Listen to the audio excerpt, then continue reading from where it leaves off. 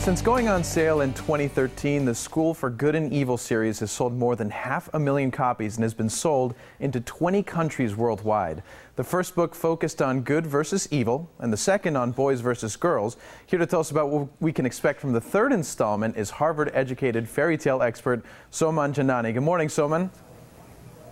Thanks so much for having me. I'm excited to be here. Yeah, it's nice to have you on. So like we said, you graduated from Harvard and you wrote this wonderful thesis. Can you tell us what the thesis was about and why you thought what you thought? Sure. I mean, it was on why wicked women make such compelling fairy tale villains. And I think at that time I was sort of curious at the fact that Disney had about 55 movies, I think, that were out, but only 7 had female villains. But those were the 7 that everybody remembered, like Cruella and Ursula and Maleficent and, all these female villains that had become so iconic, and yet Disney didn't use them very often. And I wanted to understand what made them so powerful. And so, looking at those movies, you figure out it's because where the men often use brute force, like bombs and guns and things like that, the women have to rely on much more kind of, artifice and seduction and manipulation. And, ultimately what scared children more than anything else was this idea of an unmaternal female villain, a villain who had no interest in children and actually worked against them, So that all went into the planning for my own School for Good and Evil series. And see, if people understand that, they see that a lot of thought and a lot of, different perspectives went into writing this book, and they're going to come away with something very different now. You're changing the perspective that people have about Disney princesses and villains with this book, right?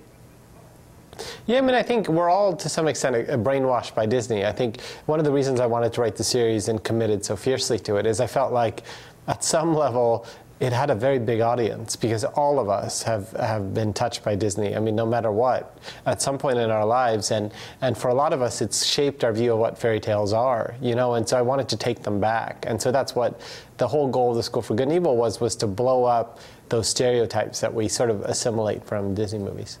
I love that. And there's something in your book that's called the Evers versus the Nevers. Can you tell us what that means? Sure. If you go to the School for Good, you're called an Ever because you believe in ever after.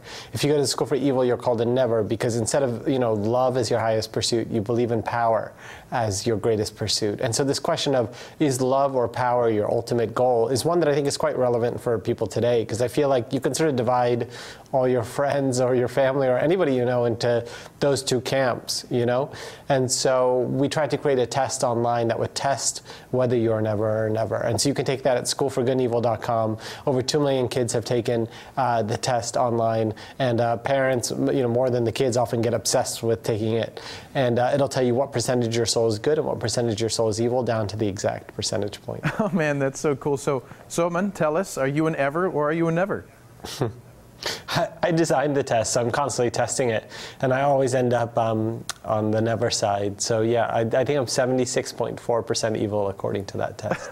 Well, we can't tell by talking to you. You seem so nice. I would think that I'm probably an Ever because I tend to be pretty nice. But anyway, there's some big news that actually there's a movie in production about your books. Yeah, Universal is making the movie with Joe Roth producing it. He made Oz the Great and Powerful, Alice in Wonderland, Maleficent, Snow White and the Huntsman. So he's the fairy tale expert on the movie side.